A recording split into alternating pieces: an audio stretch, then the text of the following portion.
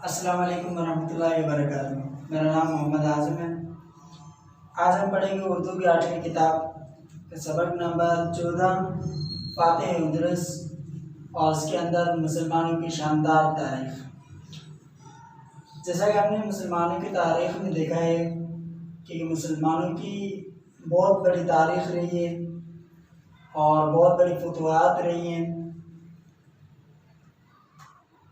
नबी अकरम सल्लल्लाहु अलैहि वसल्लम के दौर से लेकर इब्तिदाई फतवाहत का आगाज़ हुआ। उसके बाद फिर हज़रत उमर फ़ारूक रज़ियल्लाहु तआला अन्हु का दौर शुरू होता है। हज़रत उमर फ़ारूक रज़ियल्लाहु तआला अन्हु के दौर में बहुत सारे मुसलमानों को फतवाहत नसीब हुई और हज़रत उमर फ़ारूक रज़ियल्लाहु तआला अन्हु की बहादुरी भी मशहूर थी। उसके बाद आइए हम देखते हैं कि आज से तकरीबन 1300 साल पहले हम वाक़ा पढ़ते हैं फ़ातिह उदरस का, जो कि स्पेन पर गाद ख़ानदान का राडर बादशाह था, जो कि बहुत बड़ा जालिम बादशाह था।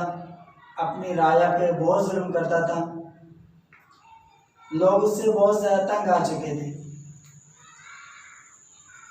लेकिन उस दौर के अंदर वहाँ पे एक रवाज था कि वो लोग वहाँ पे जो गवर्नर होते थे उनके बच्चे, राया के बच्चे शाही महलों में तालीम व तरबियत हासिल करते थे। शाही महलों में तालीम व तरबियत हासिल करने की वजह ये थी कि जब बच्चा वहाँ से पढ़ के तालीम व तरबियत हासिल करके निकल जाता, फारिग हो जाता था, तो उनके अंदर बगावत की कोई खूबी ही पैदा नहीं होती थी। इसी वजह से उन्होंने अपने शाही महलों में इनकी तालीम व तरबियत का बंदोबस्त किया हुआ था। और दूसरी वजह ये थी चूँकि वहाँ पे उमरा और जो गवर्नर थे उनके बच्चे भी वहीं तालीम व तरबियत हासिल करते। अगर वो बगावत करते तो उनके बच्चे भी यरगमाल होते, इसलिए वो खुद भी बगावत का सोचते ही न थे। उसी दौरान एक गवर्नर काउंट जोलिन था, जिसकी बेटी फ्लोरेंटा के नाम से शाही महल के अंदर तालीम व तरबियत हासिल कर रही थी। एक मरतबा उस बादशाह ने उस औरत के साथ, फ्लोरेंटा के साथ बुरा सलूक किया। फ्लोरेंटा ने ये बात अपने वालिद गवर्नर काउंट जोलिन से की, जिसकी वजह से काउंट जोलिन बहुत सख्त गुस्से में आया और उसने रात के अंधेरे के अंदर शुमाली अफ्रीका की तरफ रुख किया। समंदर पार करते हुए शुमाली अफ्रीका के अंदर मुसलमान हुक्मरान मूसा बिन नुसैर था, उसको उसने आगाह किया। मूसा बिन नुसैर को पहले भी उसकी बातें, उस राडर के बारे में मालूमात थी, उसके जुल्म के बारे में मालूमात थी उसको। मूसा बिन नुसैर ने उस वक़्त की हुकूमत से इजाज़त तलब की, जो कि बखुशी उसको राडर पे हमले करने की इजाज़त मिल गई। तो मूसा बिन नुसैर ने अपने काबिल जर्नैल तारिक बिन ज़ियाद, जो कि बर्बर नस्ल से ताल्लुक़ रखने वाला था और जिसकी वफ़ात 720 में हुई थी, उसने इस शानदार फतह के लिए तारिक बिन ज़ियाद का इंतखाब किया था, क्योंकि तारिक बिन ज़ियाद के वालिद ने बहुत सारी जगहों पे मूसा बिन नुसैर को अपनी जान पर खेल के उसको मौत के मुंह से निकाला था। उसकी वजह से तारिक बिन ज़ियाद भी उसकी नज़र में एक काबिल जर्नैल था। तो इस उंदलस की फतह के लिए मूसा बिन नसैर ने तारिक बिन ज़ियाद अपने काबिल तरीन जनरल तारिक बिन ज़ियाद का इंतखाब किया। तारिक बिन ज़ियाद अपने 7,000 सिपाहियों का लश्कर लेकर वहाँ से निकला और साहिली समंदर के किनारे एक पहाड़ी पे दामन पे जाके ठहरा और उस पहाड़ी को बाद में जो नाम दिया गया वो भी जबल तारिक के नाम से नाम दिया गया, लेकिन बाद में अंग्रेज़ों ने उसका नाम तब्दील करके जबराल्टर के नाम से उसका नाम मौसूम किया गया। तारिक बिन ज़ियाद जब वहाँ पहुँचा तो उसने वहाँ के हालात की खबर चाल ली और उस हालात की खबर चाल लेने के बाद तारिक बिन ज़ियाद ने वहाँ पे कुछ दिनों में मनसूबाबंदी भी की। एक मरतबा तारिक बिन ज़ियाद सोए हुए थे तो उसने ख्वाब में देखा कि नबी अकरम सल्लल्लाहु अलैहि वसल्लम एक मसनद पे तशरीफ़ फरमाए और उसके आमने सामने सहाबा किराम रिज़वानुल्लाहि अलैहिम अजमईन मुसल्लह होकर असलह लैस होकर खड़े हैं। उस वक़्त अल्लाह के रसूल सल्लल्लाहु अलैहि वसल्लम ने तारिक बिन ज़ियाद से कहा कि खुदा का नाम लेकर आगे बढ़ते जाओ, नरमी का सलूक करना, अहद की पासदारी करना। तो ये ख्वाब देख के जब तारिक बिन ज़ियाद की आँख खुली तो वो बेहद खुश हुआ और फिर दूसरी मरतबा भी इसी तरह तारिक बिन ज़ियाद ने ख्वाब देखा कि वो उंदलस गए हैं और हुज़ूर अकरम सल्लल्लाहु अलैहि वसल्लम उसके पीछे पीछे आए हैं और उस मुल्क में दाखिल हो गए हैं। तारिक बिन ज़ियाद ने इस ख्वाब की इस ख्वाब को फतह की बिशारत का तस्वुर किया, उसका दिल खुशी से भर गया था। सुबह होते ही तारिक बिन ज़ियाद ने लश्कर को जमा किया और उसको खिताब किया और उसके अंदर अपना ये ख्वाब पेश किया। ये ख्वाब सुनते ही लश्कर के अंदर एक जोश और जज्बा जाग उठा और उन्होंने नारे तकबीर अल्लाह अकबर की सदाएं बुलंद की। उसके बाद तारिक बिन ज़ियाद जब उंदलस के अंदर आगे बढ़ने लगे तो उसने जब समंदर पार किया तो समंदर पार करने के बाद अपनी कश्तियाँ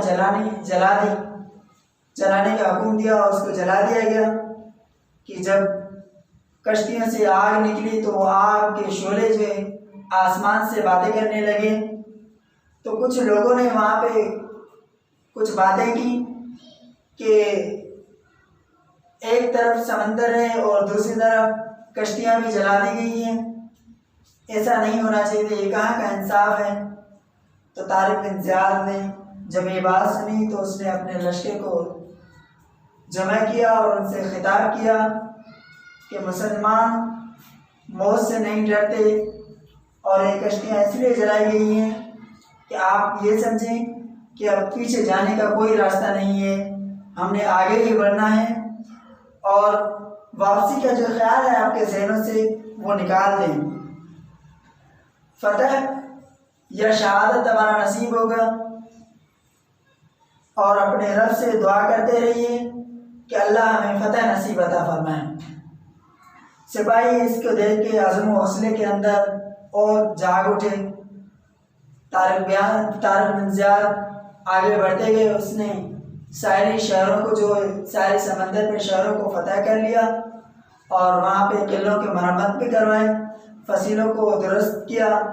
इतने में तदमीर का हाकिम आया और उसने आगे जंग की, जो कि शिकस्त खा के वो भी भाग गया।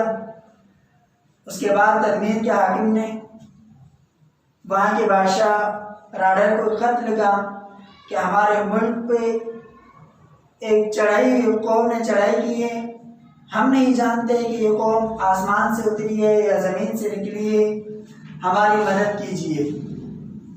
तो जब उसको राडार को ये ख़त मिला तो राडार ने अपने फ़ौज की मंसूबाबंदी की और 1 लाख के साथ फ़ौज लेकर 1 लाख फ़ौज लेकर वो आगे बढ़ा। आगे बढ़ता गया। राडार की जो फ़ौज थी वो असलहा लैस थी, उसके पास बहुत सारा साजो सामान भी था। 1 लाख का लश्कर बहुत सारे साजो सामान के साथ आगे बढ़ा, लेकिन मुसलमानों के अंदर जो क़ुव्वत ईमानी जज्बा और जज्बा जिहाद जो था वो उनके तादाद के सामने उसकी कोई हैसियत नहीं थी। जब ये आगे बढ़ा तो उसके साथ लड़ाई हुई राडार के साथ। राडार पीछे भाग निकला और वो समंदर में कूद गया। उसके बाद उसका कुछ पता न चला कि वो कहाँ गया, कैसे गया, लेकिन जो उसकी फ़ौज थी उसने शिकस्त खाई, उसका जो लश्कर था उसने भी शिकस्त खाई और वो पीछे मुड़ के उंदरस के दारुल हुकूमत राडार के दारुल हुकूमत तलितला में जा जमा हुआ और वहाँ पे उसने फिर से एक मनसूबाबंदी की जंग की। वहाँ पे तारिक बिन ज़ियाद आ पहुँचे और उसने वहीं पर भी इस लश्कर को शिकस्त दी। उसके बाद वहाँ पे मूसा बिन नुसैर उंदलस में आ गए और दोनों ने मिलकर उंदलस को फतह कर लिया। उसके बाद उंदलस के मुसलमानों ने 800 साल हुकूमत की। इस दौर को मुसलमानों का रोशन तरीन दौर समझा जाता था। वहाँ पे बहुत सारे फ़लसफ़ा आए, अदब के लोग आए। वहाँ पे बहुत सारे तसानीफ़ हुई, जिन तसानीफ़ से यूरोप के लोगों ने बहुत सारा फ़ायदा लिया और आज भी उन्हीं तसानीफ़ को यूरोप की यूनिवर्सिटियों में पढ़ाया जाता है। यूरोप की बुनियादी जो तरक्की की बुनियादी तसानीफ़ बनी, आज भी उन किताबों के तराजुम यूरोप की यूनिवर्सिटियों में पढ़ाए जाते हैं। तो ये थी मुसलमानों की शानदार तारीख। उसमें से एक किस्सा तारिक बिन ज़ियाद का, जो कि 711 में इसने उंदलस को तारिक बिन ज़ियाद ने उंदलस को फतह किया था और 720 में उसकी वफ़ात हुई थी। उसके बाद मंदरजा झेल सवालात के मुख्तसर जवाब तहरीर कीजिए। पहला सवाल ये है कि काउंट जोनेन की बगावत की वजह क्या थी। दूसरा सवाल ये है कि जबल तारिक की वजह तस्मिया क्या है, जिसको बाद में अंग्रेज़ों ने जबराल्टर के नाम से मशहूर किया था। तीसरा सवाल ये है कि तारिक बिन ज़ियाद ने कश्तियाँ जलाने का हुक्म क्यों दिया। जब समंदर पार करके तारिक बिन ज़ियाद ने कश्तियाँ जलाने का हुक्म दिया था तो वो क्यों दिया। चौथा सवाल ये है कि राडार जो कि बहुत बड़ा जालिम बादशाह था, अपने राया पे जुल्म करता था, उसका अंजाम क्या हुआ। इन सवालात के जवाब मुख्तसर तौर पर अपनी कॉपियों में तहरीर कीजिए। अस्सलाम वालेकुम वरहमतुल्लाहि वबरकातुहू।